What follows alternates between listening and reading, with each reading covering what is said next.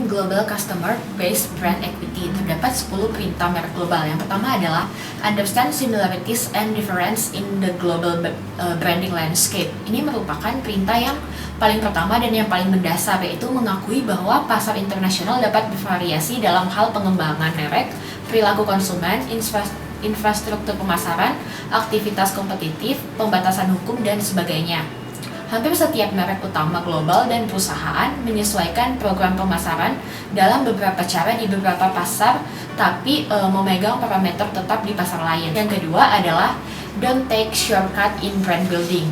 Dalam bagian ini dijelaskan bahwa untuk membangun merek di pasar baru harus dilakukan dari bawah ke atas secara strategis, berarti fokus pada membangun kesadaran, dan secara taktis atau operasionalnya itu berarti menentukan bagaimana cara terbaik untuk menciptakan sumber ekuitas di pasar baru. Yang ketiga adalah faktor keberhasilan kritis untuk banyak merek global, keuntungan manufaktur, distribusi, logistik mereka.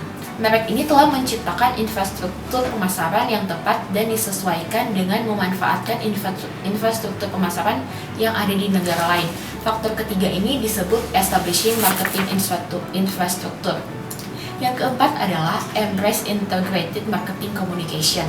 Sejumlah perusahaan global terkemuka telah memperkenalkan program integrasi komunikasi pemasaran yang luas. Jadi pemasar berbasis Amerika Serikat harus merangkul bentuk komunikasi lainnya di pasar-pasar tersebut melalui sponsor, promosi, ataupun hubungan dengan masyarakat.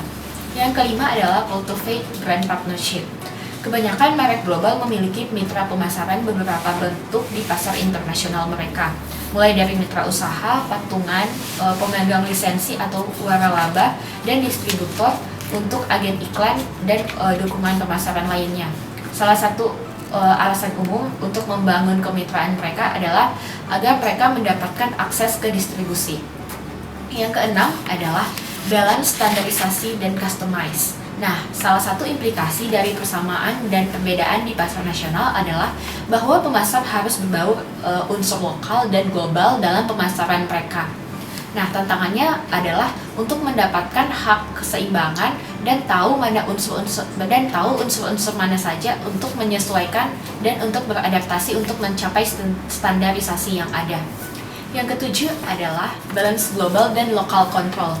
Di sini membangun ekuitas merek dalam konteks global harus menjadi lebih hati-hati dalam pengimplementasiannya. Sebuah keputusan kunci dalam mengembangkan program pemasaran global adalah dengan memilih yang paling tepat struktur organisasi untuk mengelola merek global. Yang kedelapan adalah establish operable guidelines. Nah, definisi merek dan pedoman harus dibentuk, dikomunikasikan, dan ditegakkan dengan benar sehingga pemasar di berbagai daerah memiliki pemahaman yang baik tentang apa yang mereka tahu dan apa yang tidak mereka harapkan untuk dilakukan. Yang kesembilan adalah implement global brand equity measurement system.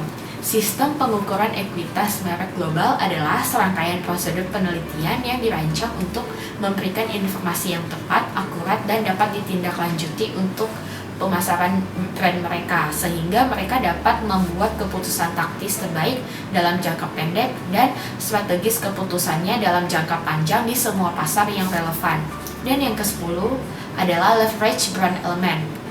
Di perintah yang ke-10 ini, desain yang tepat dan pelaksanaan elemen merek sangat penting untuk menyukseskan pembangunan ekuitas merek global. Nah, secara umum, elemen merek non-verbal seperti logo, simbol, dan karakter lebih mungkin untuk mentransfer dengan baik, setidaknya selama maknanya adalah visual yang jelas dari merek lisan, unsur-unsur yang mungkin perlu diterjemahkan dalam bahasa lain.